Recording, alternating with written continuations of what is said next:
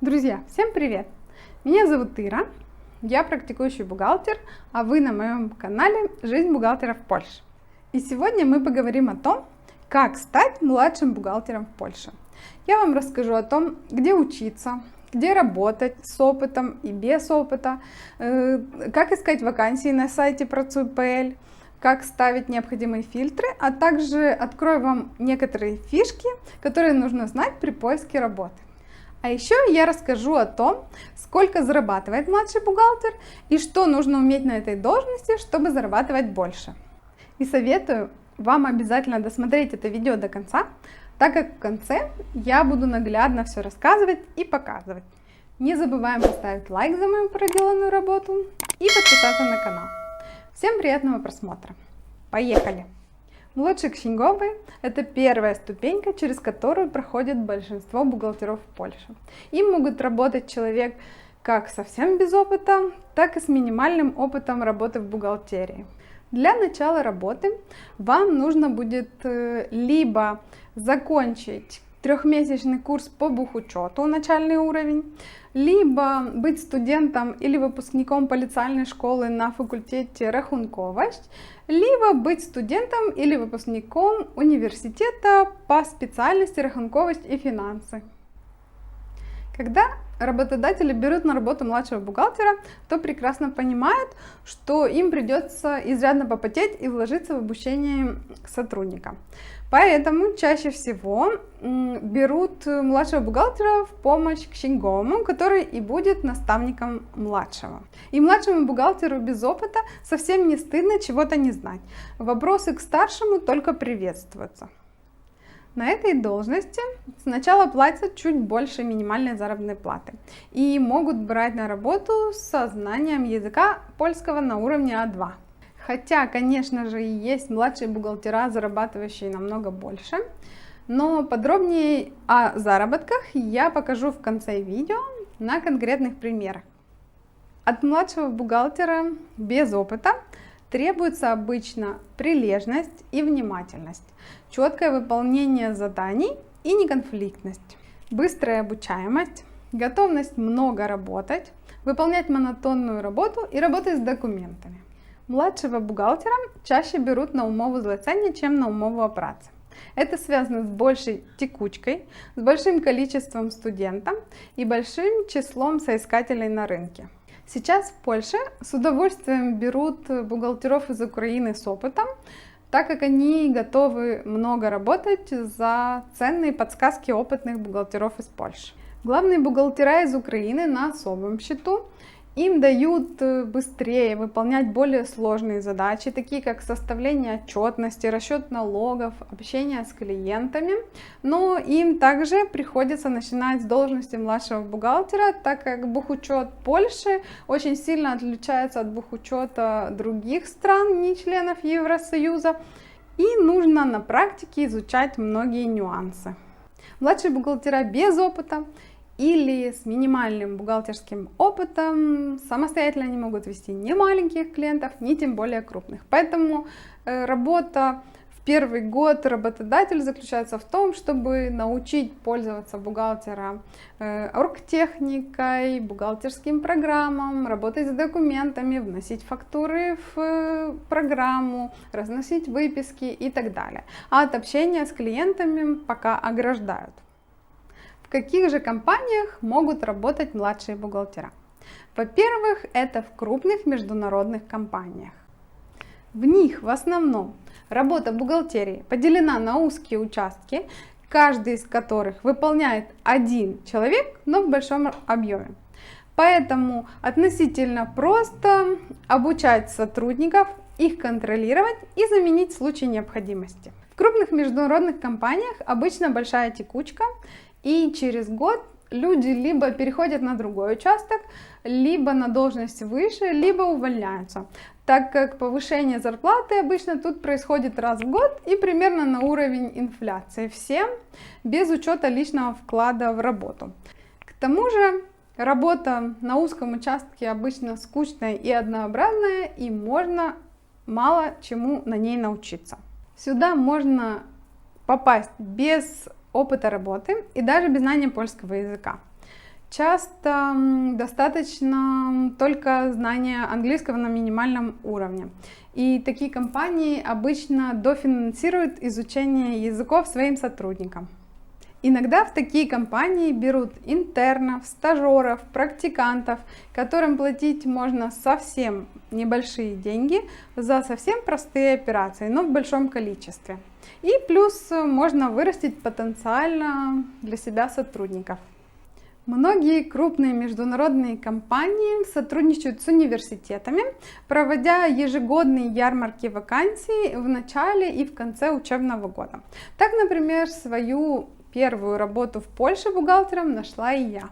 Я работала в такой компании, когда только закончила 3-месячные бухгалтерские курсы и переехала в Польшу. Как раз тогда был карантин, и я без труда совмещала свою работу на удаленке вместе с учебой на удаленке в университете. Плюс я работала на умове злицення, и у меня был определенный объем документов, которые я могла обработать в любое удобное для меня время. А мой университет так организовал занятия, что у нас было всего лишь 2 полных дня в неделю. Если говорить о языках, то у меня на тот момент был уверенный уровень А2. И я попала в русскоязычный отдел фирмы, которая занималась импортом товара из стран Евросоюза в Россию. Менеджер у нас был поляк, и разговаривала она на польском языке с нами 1 раз в неделю на планерке.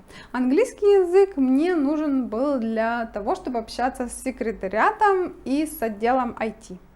Второе место, где можно работать младшим бухгалтером, это в банке. Туда очень часто ищут сотрудников, студентов до 26 лет, которые учатся на заочном и на факультете финансов. Почему студентов? Во-первых, потому что за них не нужно платить налоги. Во-вторых, потому что им можно платить небольшую зарплату. И легче научить делать то, что тебе нужно. В банке всегда много инструкций и правил, которые редко меняются, а также достаточное количество сотрудников, которые могут обучать новичков. Третье место, где можно работать младшим бухгалтером, это фирма, имеющая свой отдел бухгалтерии. Обычно младшего бухгалтера в такую фирму берут в помощь бухгалтеру или главному бухгалтеру в зависимости от имеющегося у вас опыта и образования. На этой должности в таких компаниях обычно нужна помощь во внесении данных в программу, в архивации документов, в общении с поставщиками и покупателями, с контролирующими органами и помощи в аудитах. Здесь младший бухгалтер должен уметь выполнять работу на нескольких участках. Поэтому работодателю нужно научить большему количеству вещей соискателя. И они уже хотят при наборе на работу хотя бы год работы в бухгалтерии, умение работать с офисным оборудованием и знание хотя бы одной программы бухгалтерской. Все обучение новичка обычно ложится на плечи простого бухгалтера, которому, конечно же, за это никто не доплачивает и другие обязанности с него не снимает. Так как в таких компаниях младшим бухгалтерам тоже не очень много платят, то опытных желающих пойти на эту должность немного. И поэтому при трудоустройстве в первую очередь смотрят на ваше желание много и усердно работать. Если оно имеется и отсутствует желание стать в будущем самостоятельным бухгалтером, то вас, скорее всего, научат выполнять ваши непосредственные обязанности. Но будьте готовы к тому, что сверх этого никто вас учить не будет, так как в таких фирмах на вас потратили время на обучение вашим обязанностям, и никто не заинтересован в том, чтобы вы много чему научились на этой работе за их счет и пошли работать туда, где вам будут за это платить больше. Четвертое место, где могут работать младшие бухгалтера, это в мелких и крупных бюрах рахунковых.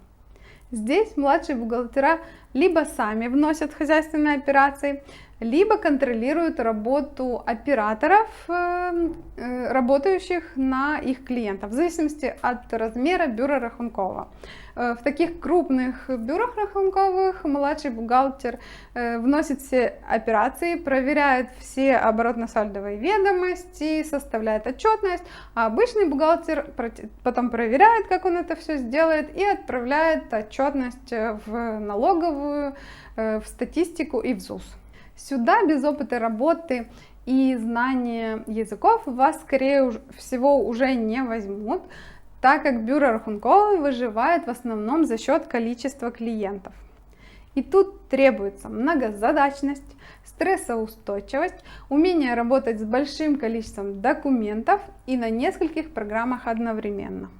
В небольших бюрах рахунковых младший бухгалтер занимается в основном комплексным ведением мелких клиентов, либо набиванием операций крупных клиентов, работе с его документами, общение с этим клиентом, но под руководством старшего бухгалтера.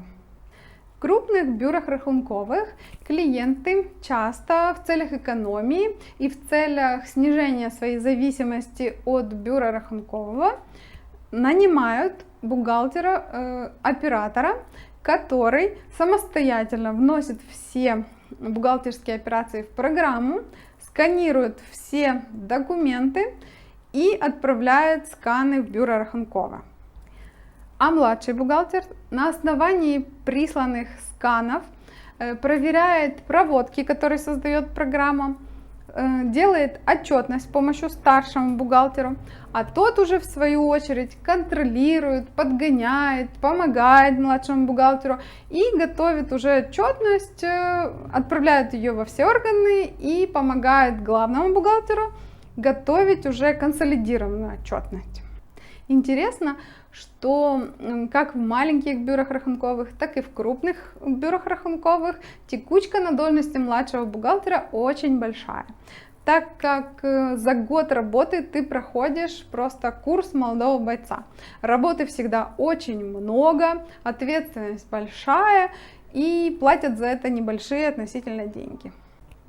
В крупных бюрах рахунковых платят младшему бухгалтеру больше, чем в мелких бюрах рахунковых. И также тут присутствуют разные бенефиты. Частная медицинская страховка, карта мультиспорт, дофинансирование английского языка, фруктовые среды, корпоративы и так далее. В бюрах рахунковых чаще, чем в других фирмах, предпочитают оформлять сотрудников на умову о праці, надеясь этим их подольше удержать у себя. Но студентов все так же предпочитают оформлять на умову злицення, чтобы не платить им за дополнительные отпуска на сессию и защиту диплома. Плюсом работы в бюре Рахункова на должности младшего бухгалтера является то, что за короткое время ты приобретаешь очень ценные знания и умения. И те ошибки, которые ты допускаешь, помогают тебе найти и исправить старший бухгалтер. И минусом работы в бюре Рахунковым является, конечно же, огромное количество работы и стресса. Ну вот, я вам рассказала основные моменты, где можно устроиться на работу младшим бухгалтером и какие качества и умения вам для этого потребуются. А сейчас я научу вас, как искать вакансии. Я в свое время перепробовала очень много разных сайтов по поиску работы. OLX, LinkedIn, группы в Фейсбуке, разные сайты для поиска работы финансистом. Но в конце концов для себя выбрала самый удобный и эффективный сайт для поиска работы бухгалтера. Это сайт Pracuj.pl. Планирую в ближайшем будущем снять для вас отдельное видео о том, как составить эффективное резюме и как правильно его разместить и отправить, чтобы получить максимальное количество откликов. А пока покажу, как на сайте Pracuj.pl искать работу младшего бухгалтера, какие должности выбирать и какие фильтры ставить. Как регистрироваться на сайте, я вам показывать не буду. Думаю, вы как бухгалтера разберетесь в этом простом вопросе. А пока покажу основные принципы. Итак, как же искать работу младшему бухгалтеру? Мы заходим на сайт Pracuj.pl и регистрируемся тут. И заходим при регистрации в свой кабинет. Тут, кстати, можно выбирать польский язык или украинский язык. И сейчас мы ищем вакансии младшего бухгалтера в Польше. Я, например, хочу искать работу в Варшаве, поэтому вот тут в локализации выбрала в Варшаве. От Двоегощ, то есть расстояние от Варшавы 0 километров. Если я хочу искать за Варшавой, плюс 10, 20, 30, 50 километров, но меня, допустим, интересуют вакансии только в самой Варшаве. Так как младший бухгалтер – это категория księgowość, то вот тут вот в финансах мы выбираем księgowość. Выбрали księgowość. И вот тут вот, где становиsko, мы можем писать младший księgowy. И он будет только по названию искать, которое совпадает с младшей księgowy.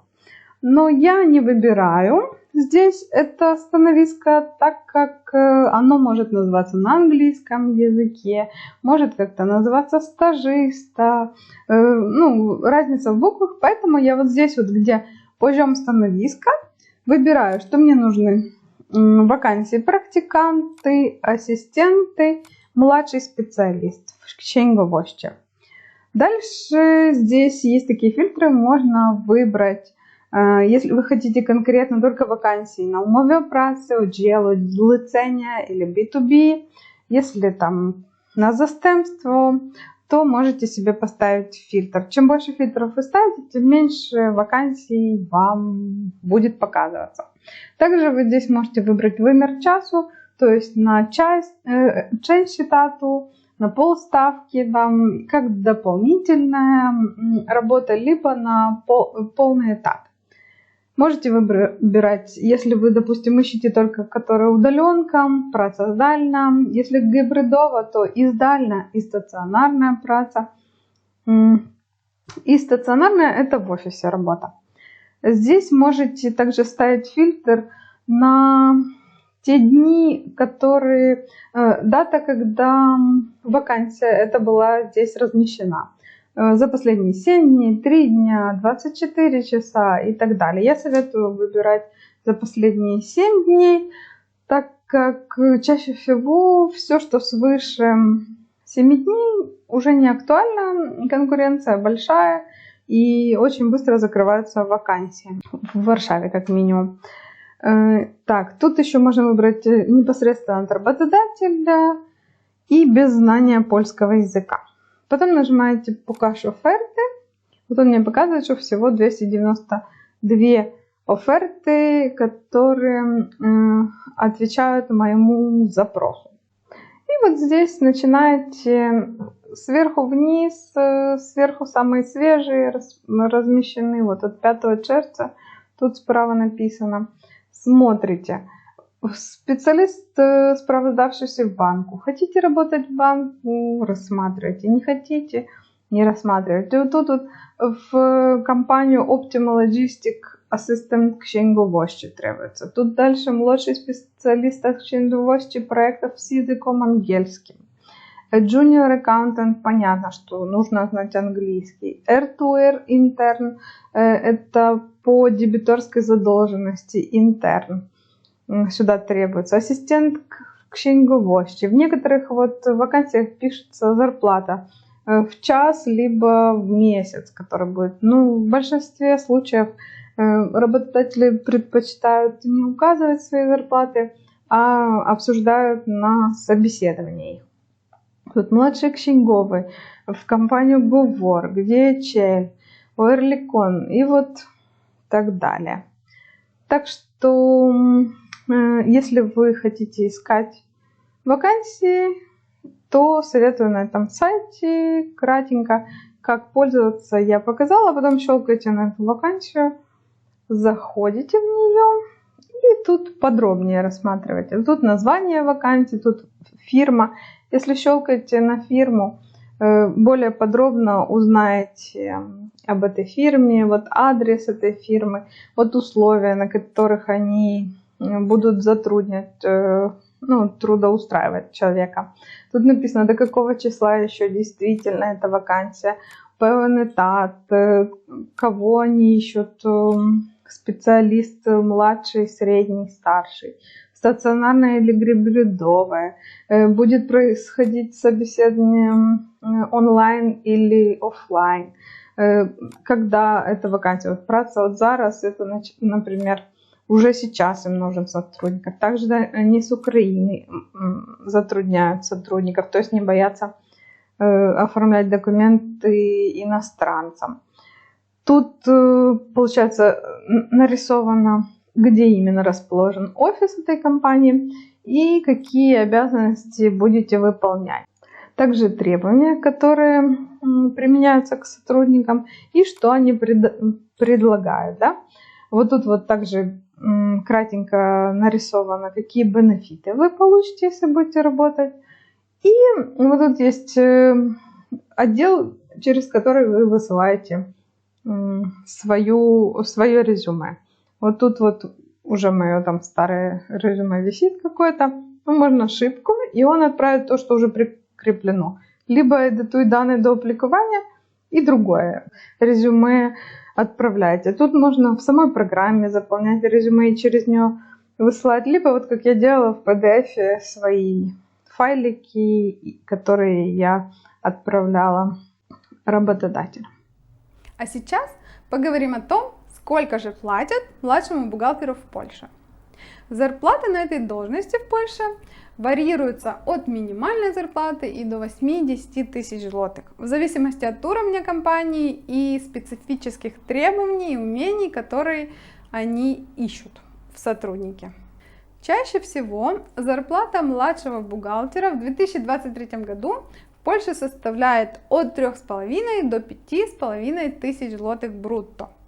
Но, конечно же, есть и больше, намного больше, в зависимости от специфических знаний и умений, которые требуются. Сейчас я вам покажу примеры вакансий, которые есть на сегодня, 5 июня 2023 года в Варшаве.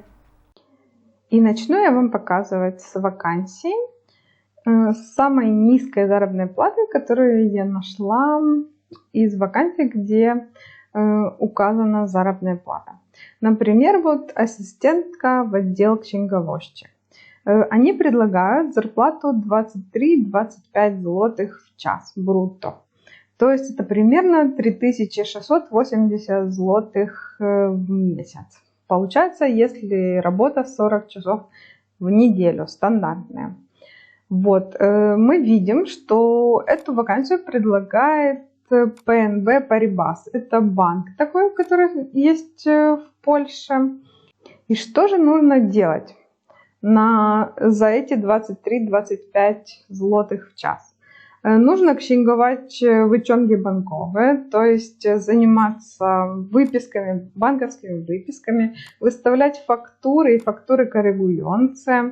Нужно будет с клиентом его разрахунки спrawdzać, как это по-русски уже не помню. Ну, в общем, работать с дебиторкой. Нужно будет заниматься возвратами надплат, мониторить оплаты поставщикам, обслуживать систему хоумбанкинга и многие другие, организацией документов заниматься, помогать работникам księgowości, включая из других отделов работников. И какие же требования к такому сотруднику за 23-25 злотых брутто? Они хотят, чтобы этот сотрудник имел среднее образование, причем заочные студии, чтобы у него были. Желательно направление экономика, финансы, рахунковость. Также они хотят, чтобы человек знал Excel, сводные таблички, хотя бы чуть-чуть был знаком с правом податковым, билансовым, хорошо работал в в отделе, коммуницировал с людьми и был стрессоустойчивым. И желательно пишут, чтобы у него было досвідчення księgowości. Таким образом, если вы студент, то можете пойти спокойно работать в банк и получать минимальную заработную плату. Сейчас покажу следующую вакансию. Эта вакансия уже имеет зарплату 4400-4800 злотых брутто. И этот младший специалист в отделе księgowości, который будет заниматься такими обязанностями. Составлять разные фактуры продаж для клиентов, дубликаты фактур, будет заниматься дубликатами, банковскими выписками, анализировать счета, проверять, правильно все ложится или нет, картотеки клиентов будет составлять. Так, что еще? Ну и проверять, с документами было бы все в порядке. Минимум хотят, чтобы год был за эти деньги на подобном становиску. Хотят, чтобы было какое-то образование связано с финансовой рахунковостью. Хотят, чтобы был коммуникативный человек, самостоятельный, ответственный и желательно знал программу Dynamic Navision. Также к зарплате еще предлагают разные споткания интеграционные, библиотека у них есть. Могут порекомендовать своих сотрудников будущим работодателям, если что. Есть также вакансия младша księgowa на зарплату 5000-7000 брутто. Почему такой большой разброс зарплаты? Чаще всего такой запрос делают, чтобы уже на собеседовании посмотреть на ваш опыт, то, что умеете, то, что знаете, и сравнив то, что они хотят, поговорив с вами, они уже решают, сколько вам дать.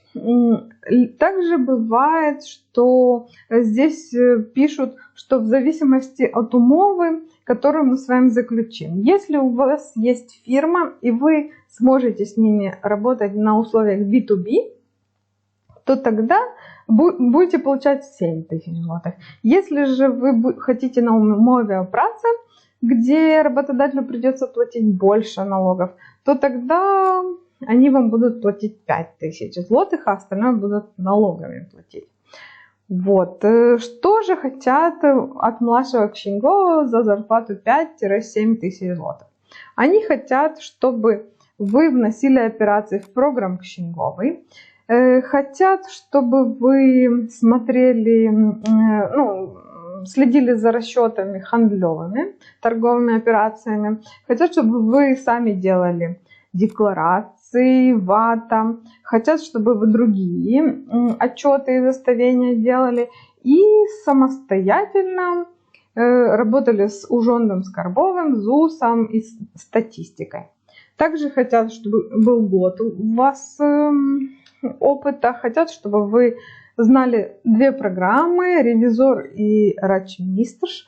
Также, чтобы вы самообразованными были, коммуникативными, развиваться хотели. И чтобы знали, как минимум, английский на B1, а если другие языки будете знать, то тоже неплохо.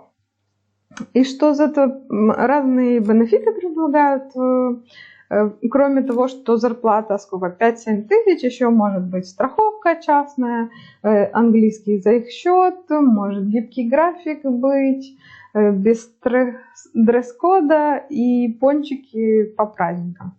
Как я вам уже и говорила, что в среднем на рынке Варшавы младший бухгалтер зарабатывает где-то от 3,5 до 5,5 тысяч злотых брутто.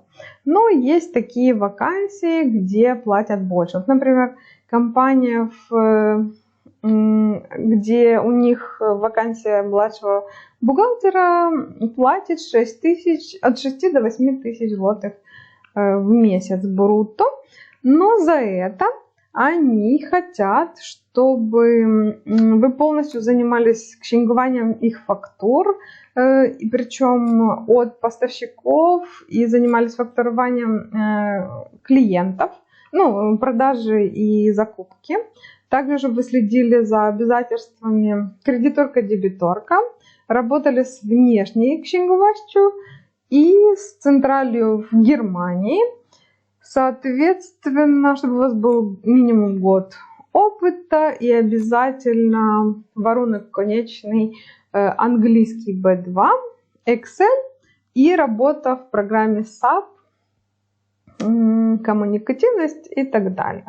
За это они очень много всего предлагают, включая бенефиты к тому, сколько они будут платить. То есть не всегда платят там 3,5-5 тысяч, если вы какими-то обладаете дополнительными знаниями языков или чем-то таким специфическим, чего, ну, что трудно найти в этой, ну, на рынке труда, либо, например, если они находятся дальше от Варшавы, и чтобы вам ездить будет не очень удобно, и поэтому за это они готовы больше платить. Такие вакансии тоже бывают. Вот, например, тут в этой вакансии готовы платить от 8 аж до 10,5 тысяч за то, что человек, младший бухгалтер в финансовом отделе, будет знать немецкий и английский язык. А также самостоятельно он тут будет разные делать развлечения, то есть отчетность какую-то делать, услуги клиентам будут разные, следить за ставками, работать с клиентами международными. За это они готовы дополнительно доплачивать. Хотя называется вроде младшая специалистка, но зарплата все равно у нее большая. Скорее всего, что в этой фирме есть специалисты с большей ответственностью, то есть намного большей зарплатой, поэтому они ее и назвали младшая специалистка. Надеюсь, сегодняшнее видео было для вас полезным, и вы поняли, что найти работу младшим бухгалтеру в Польше совсем не сложно. Для этого достаточно либо закончить 3-месячный бухгалтерский курс, либо полинциальную школу или университет. А самое главное, нужно иметь большое желание работать. Видео о том, как выбрать бухгалтерские курсы в Польше, у меня уже есть на канале. За 3 года мои в Польше в этой сфере мало что изменилось, разве что некоторые школы ввели курс для бухгалтеров из Украины с минимальным знанием польского языка. Поэтому ссылочку на мое видео о бухгалтерских курсах в Польше я оставлю под этим видео. Для тех, у кого слабый польский, английский язык, кто не уверен в своих умениях и знаниях, я рекомендую начинать строить свою карьеру в Польше именно с должности младшего бухгалтера, так как именно здесь можно не бояться ошибаться и учиться, не боясь штрафов, так как всегда пострахует старший бухгалтер. Если вы хотите очень быстро перейти на следующую ступень и быть всегда востребованным на рынке, то идите потом работать в бюро Рахунковой. Хоть работы там будет всегда очень много, но знания и практические умения вы будете получать со скоростью света. На мое видео о том, кто такой хороший или востребованный бухгалтер и как им стать, я оставлю ссылочку внизу под видео. А следующее видео будет о том, как перейти на вторую ступеньку и стать обычным бухгалтером в Польше. Надеюсь, я не зря потратила свое время и сняла для вас этот ролик. Если эта информация была для вас полезной, то обязательно ставьте лайки, подписывайтесь на мой канал, пишите комментарии. Всем пока!